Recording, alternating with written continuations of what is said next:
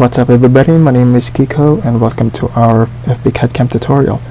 The first thing I'm gonna show you is how to program using FreeBASIC. Let me describe what is the FreeBASIC.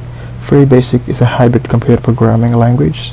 So compared to the other programming languages, the FreeBASIC is easier to understand, easy to code, and easy to read the syntax code. Just click first the FB edit and then create a new file, and the most common programming tutorial is to show the output of your program. So you need to type print, and in between the double quotes you just type hello world, and at the bottom of your code just type sleep.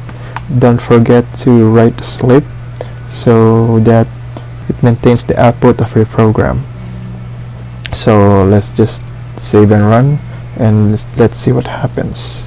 Just save your project called hello world,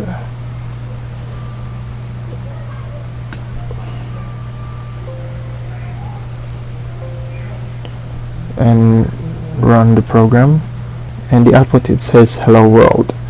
So that's it. We've done creating a first program. So I hope you enjoyed this video and I hope you learned a lot. So I'll see you in the next tutorial.